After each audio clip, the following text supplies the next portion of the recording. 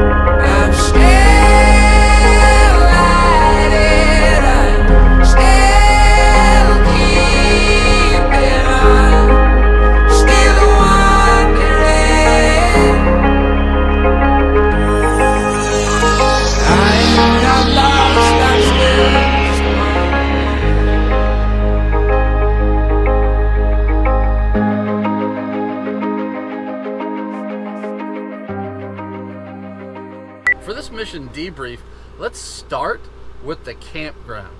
It is a typical small South Carolina campground with one large improvement. The campground is paved. However, many of the campsites for trailers, like Voyager, are moderately sloped. For Voyager being small, we still had to level her on the roll axis and then obviously also on the longitudinal axis, and it was the first time that we really had to do that, and we drove her up on one side on her chocks to level her on the roll axis. But we saw some of the larger campers where they had to use multiple sets of leveling blocks to get their camper level. So it is paved, but it is a challenge on some of the campsites, and the South Carolina Park System website does mark them as whether they are moderately or slightly, or if they are level. And we knew that ours was moderate, but we didn't really know what that meant. But the campground is great. It has 2 bathhouses, each with 2 stalls of showers and toilets. There is one fairly weird thing at this campground, and the weird thing is right next to the first bathhouse is a cemetery. The gravestones have been vandalized and stolen back in the 70s, but the graves and the remains are still there. So that's a little creepy. But the campground, it's wonderful. If you have a large unit, the access through the campground, through the loop of the campground, is a little sketchy for some of the larger campers. We met two nice folks from Indiana, Cindy and Lance, and their large fifth wheel. It was a little tight for them to get in and out. But like so far of with our Voyager missions, the camp hosts, in this case Mary and Butch, were amazing, especially Butch for catching a pretty large black snake on the way to the bathhouse nearest us. So yeah, I would recommend Paris Mountain State Park Campground, whether you are tent camping or if you're in a camper of moderate size. Paris Mountain State Park is one of 16 state parks in South Carolina that were created by the CCC back in the 1930s. And Paris Mountain State Park was created in 1937. But the history of the land and the lakes date back to when the area was Paris Mountain Water Company to supply water to the city of Greenville. And I did a hike, the Mountain Lake hike. It's actually very easy. It's a connector trail for a larger trail system that is in the park, but you can hike to the remains and the ruins of the first lake, the mountain lake that was created to funnel water from a dammed lake down to Greenville using a 24-inch cast iron pipe,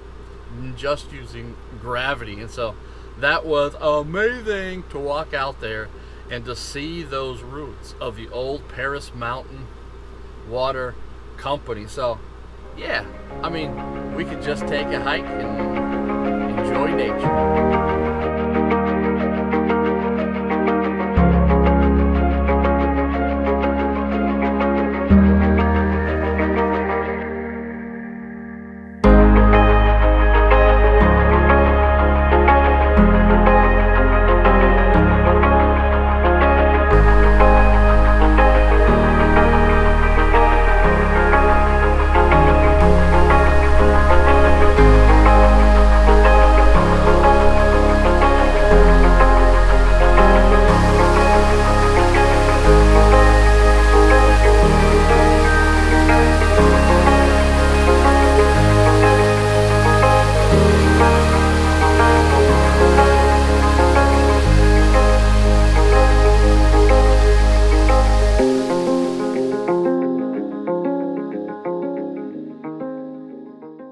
As with the other Voyager mission, we did do an extravehicular activity, or EVA.